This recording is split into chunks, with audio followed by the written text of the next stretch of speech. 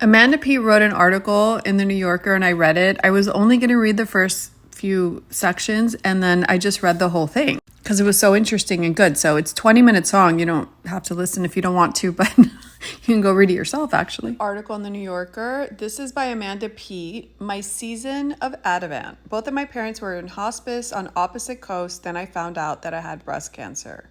From March 21st, I told my mom everything, even when I gave my first blowjob. She never shied away from uncomfortable topics. Small talk was anathema to who she was. In the 90s, she and I both in psychoanalysis while she was also in psychoanalytic training. We discussed our transferences, our dreams, our childhoods. When I showed up for an audition with no makeup and an unbleached mustache, that was success neurosis. When she asked Jack Nicholson for a puff of his cigar in a crammed elevator, it was penis envy. No onion went unpeeled, so it was strange not to tell her last fall that I'd been diagnosed with cancer. For many years, I've been told that I have dense and busy breasts, not as a compliment, but as a warning that they require extra monitoring. I had been seeing a breast surgeon every 6 months for checkups. The Friday before Labor Day, I went for what I thought would be a routine scan. Doctor occasionally chatted me up while he examined me, but this time she went silent. She told me that she didn't like the way something looked on the ultrasound and wanted to perform a biopsy. After the procedure, she said that she would walk the sample over to Cedars-Sinai and hand deliver it to pathology. That's when I knew. The next morning, I woke up from a text from Dr. K saying that she had a preliminary report. The tumor appeared to be small, but I would need an MRI after the holiday weekend to determine the extent of the disease. On Tuesday, we would also learn my receptor status, which indicates how tough your strain of cancer is. It's like dogs, she explained. You have poodles on one end and on the other, pit bulls. I had called my two oldest friends who sped to my house. I called my sister in Philadelphia, my husband David, who had taken our two youngest children, Molly, who was 15, and Henry, who was 10, to a soccer tournament. My mom lived in a cottage 20 feet from our kitchen, but it didn't cross my mind to go tell her because she was in the final stages of Parkinson's disease. She still recognized me and sometimes answered yes or no to my questions, but always reverted to an empty stare. David made me swear I'd stay off the internet, but it was too late. I had already Googled lobular breast cancer and learned that compared with the more common ductal kind, lobular is tricky and insidious because it grows in string-like formations that can read as normal breast tissue. Even if you're lucky enough to catch it on a scan, its size is often underestimated, and the kicker, at 10 years, half as likely to be alive. Everything took on a sickening poignancy. The boisterous din at our Saturday brunch place where just a week before my girlfriends and I scrolled through the latest celebrity faces and griped about our jowls.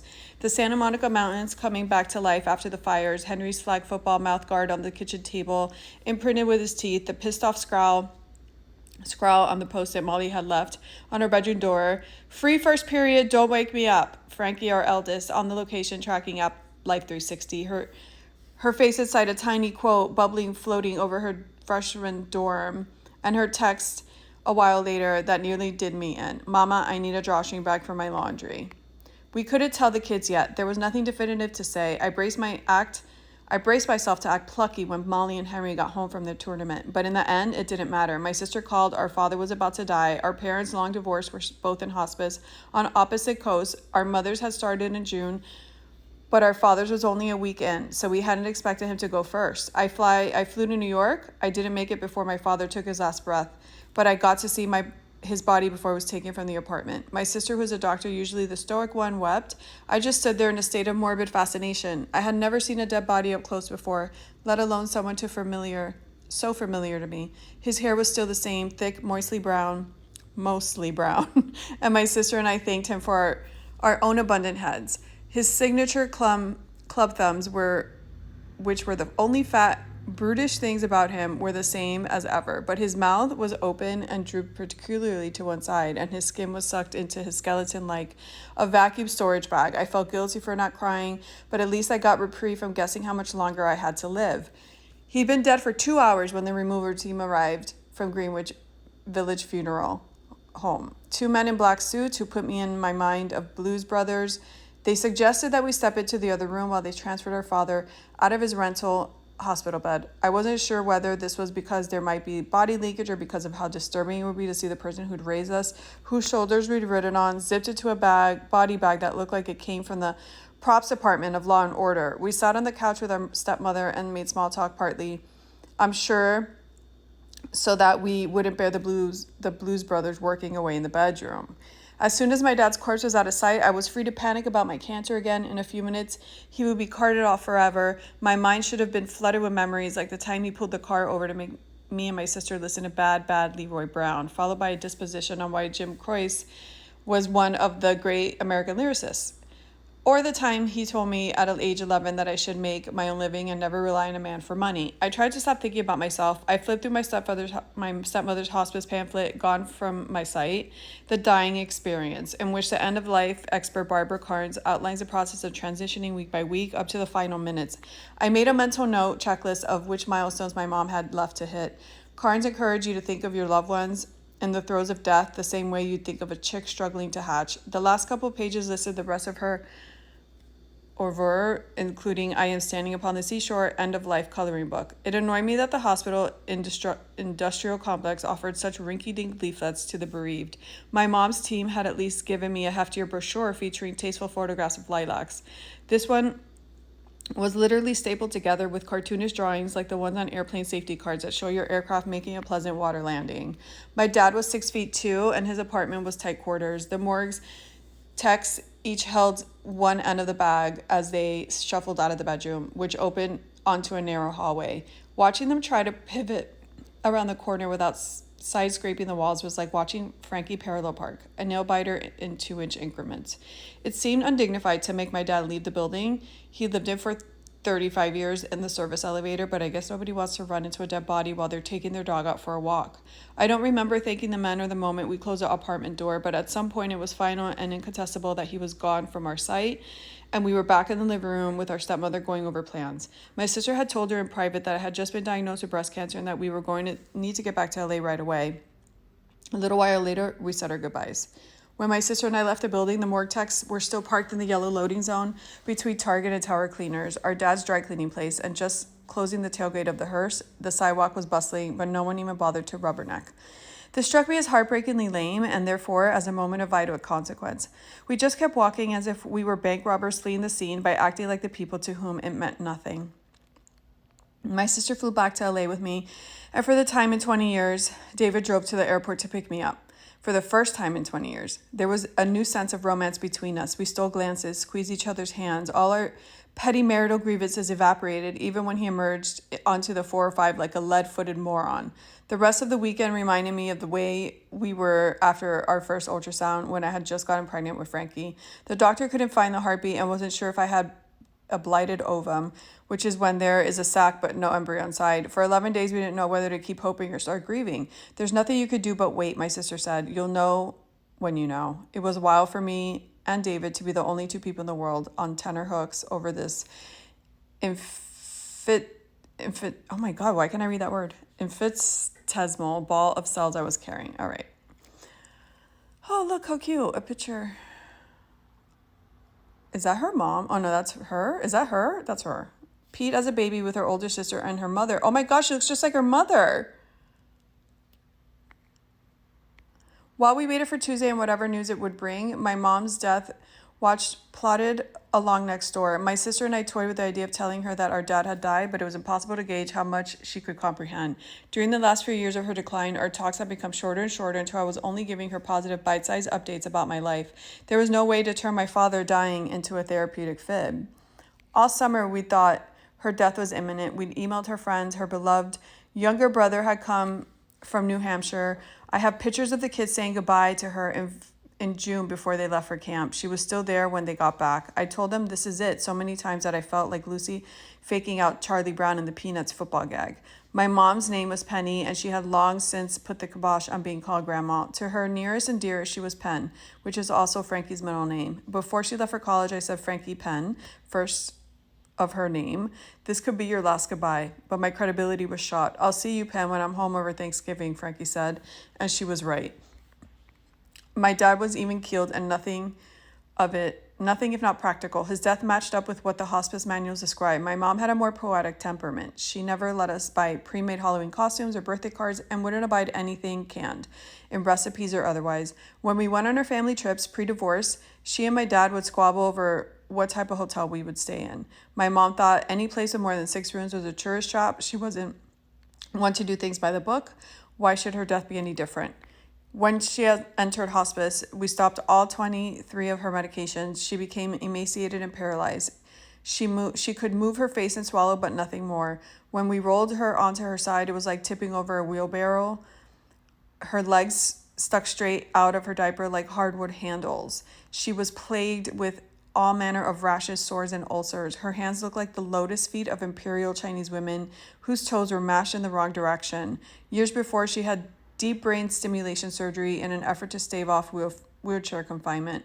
Her skin was so thin and translucent that the batteries implanted above each breast, they looked like computer mice with tail cords were freakishly prominent. The first thing she said when she woke up in the recovery room, "I'm going to need 2 bras." I never really got to know the bedridden, asocial version of my mom who was mesmerized by Andres Rieu's stadium concerts. The person I knew had no interest in pop, celebrity, or anything that smacked of Disney. At the premiere of Simply Irresistible, a Sarah Michelle Gellar vehicle from 1999 in which I had a supporting role, she fell asleep with her mouth wide open. My agent had to elbow her when I came on screen. My mom's longtime aide, Jerome, became the person she was closest to. She was so smitten that she nicknamed him Geronimo. And from then on, that's what we called him. He was never deterred by her blunted effect or put off by the way she looked or smelled. I was always waiting for glimpses of who she was in the past, whereas he embraced the person she had become. Sometimes I caught sight of her old her. She would raise one eyebrow askance when I asked her if she wanted a glass of wine. The last time my sister's husband came to see her, David whispered, "I'm your favorite son-in-law, right?" And she let out an abrupt chortle.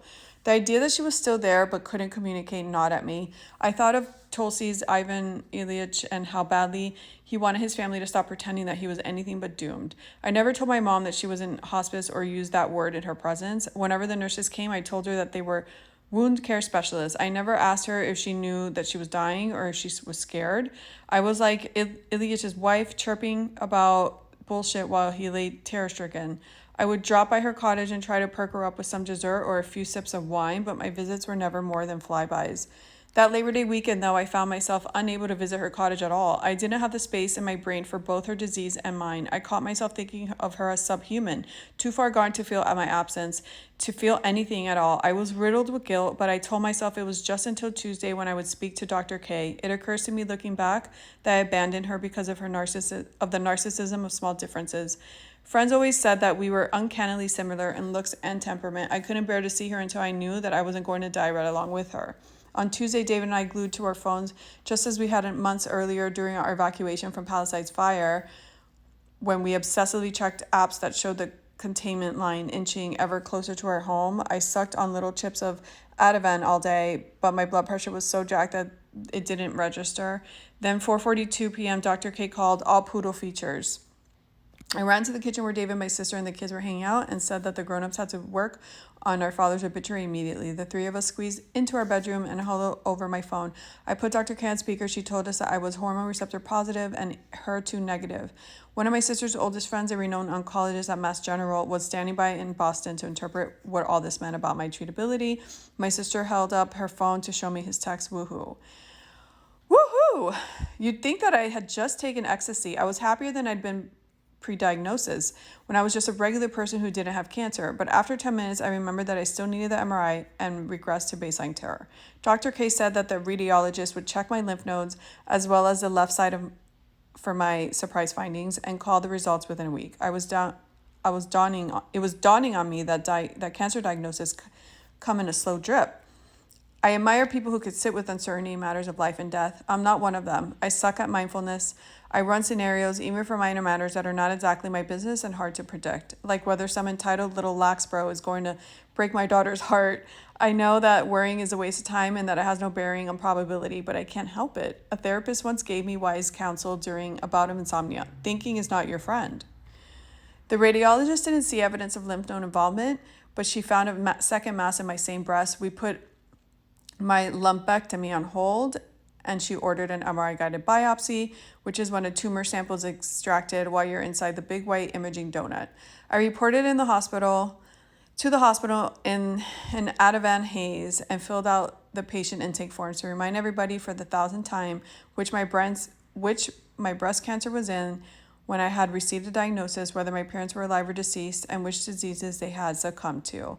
When I entered the windowless operating theater, I asked the tech what her name was. Call me Tom, she said.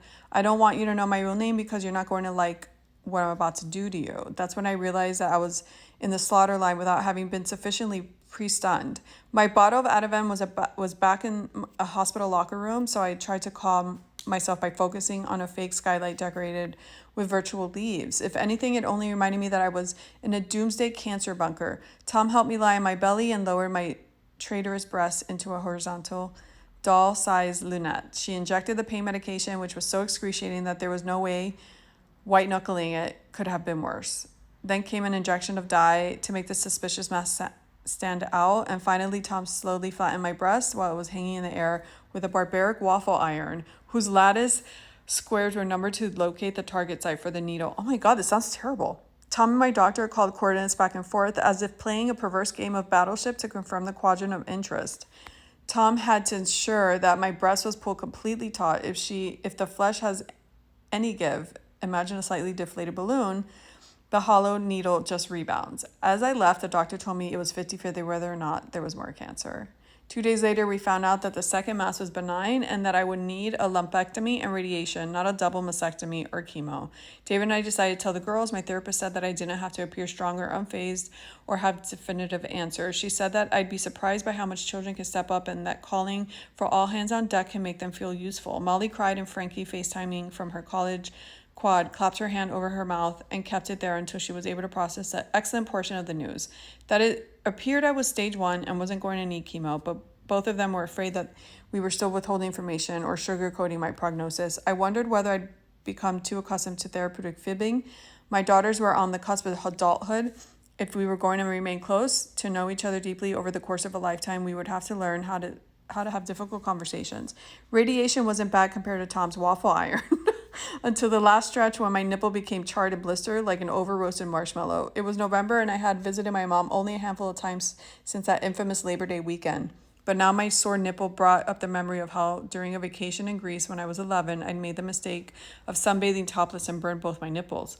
My mom stayed up with me all night in the hotel, passing me cotton pads doused in witch hazel and cold water. I realized how intensely I missed her. She wasn't the same person she was in 1983, but unlike my dad, she was still there, 20 steps from my kitchen. I thought of how often during my childhood we would be the last two people awake, whispering into the night. Usually it was because dark scenarios were playing out in my head. As long as she was there and I confessed them to her, I could make it through. The last time this happened was almost 20 years ago when I had just brought Frankie home from the hospital. I hadn't slept in 36 hours. My breasts were engorged, but Frankie wasn't latching, and my anxious brain was already off to the races, wondering whether I was fit to be a mother. I was crying on the guest bed, and my mom lay down next to me. She reminded me about D.W. Winnicott's good enough mother whose attunement isn't and shouldn't be constant. She stroked my hair in the dark. I could feel faint Parkinson's tremor, the first harbinger of a storm that was still ways off but set to make landfall. When I walked back to my mom's cottage, Jeromeo smiled to me as if no time had passed. He said that she'd still been enjoying a few bites of fruit from time to time, but that she'd started pocketing. When Parkinson's patients hold food in their cheeks because they've lost the ability to chew and swallow. I knew better than to ask him how much longer she had. Jerome gave her a bird bath, and I tried to blow dry her hair, but she was so slumped over that it kept falling into her face. I cleaned her teeth with a warm washcloth and gave her tramadol so that Jerome could unfurl her hands, just enough for me to cut her nails. I massaged scented oil into her skin and put on duck soup, one of her old favorites as break from Andrew Rio. In mid-January, 2 weeks after my clear scan, our hospice nurse suggested that I call the mortuary. She told me that my mom was going to die in a matter of days and that most people find it too painful to make arrangements in the immediate aftermath. She gave me a scrap of paper with a phone number, and I went to my bedroom, closed the door, and called it. After hearing 75,000 menu items and a drippy piano solo, I reached a sales rep who explained the tiered options for transporting, refrigerating, and disposing of my mom's body. I knew that dying was expensive, but this guy was trying to sell me on the idea that there's a skybox version of being turned to ash. I fell for it. I chose the premium plan instead of the basic one in the simplicity scattering urn. Over the temporary plastic option, he asked whether my mom had a pacemaker because if so, that would have to be removed at an additional cost. I told him that she had 2 batteries inside her chest and 2 electrodes in her brain. Any type of batteries can blow up from extreme heat in the retort and damage. and damage it. Apparently, no one had told him in sensitivity training not to refer to the client's loved one blowing up in the furnace. The most devastating news was that the crematorium was in Anaheim, home of the original Disneyland. My mom was going to think she's landed in hell. At the very end, she became agitated. She had caught a cold and needed to get mucus out of her chest. She was too weak to cough. My sister showed me how to perform percussion, and we took turns patting her with cupped hands. Jerome tried using a suction tube, but when it pulled out of her throat, all we got was an undissolved Ativan stuck to it like a barnacle. She wouldn't stop moaning, and we tried to give her liquid morphine, but she kept biting down on the syringe. So I finally pulled her lip down and inserted the dropper through a gap where she was missing a tooth. Even though Jerome promised me that the biting was just a reflex, it seemed like her last line of defense and made me think she didn't want to go. The idea was unbearable, but watching her gasp for air was worse. The morphine was taking forever to kick in, and she was looking at the ceiling and whimpering, so I climbed onto her rented hospital bed to get in her line of vision. We locked eyes and quieted down, and then she and I continued to stare at each other for what felt like several minutes. I thought of my teen improv class, which she had found for me when we moved back to New York from London. In improv, even if given the circumstances defy logic, you and your scene partner have to stick to them. I wasn't sure whether my mom knew that she was looking at me or whether I was just a constellation of interesting disembodied shapes. I said howdy doodle. That's how often she greeted me. But then I realized that she was communicating without words, and I followed suit. Time was running out, and besides, I had already told her everything. Oh my God, this is so good. This article, I was only going to read the first few minutes, but it was so good. I just wanted to keep going. Amanda P. is an excellent writer, and she's so funny. Love it.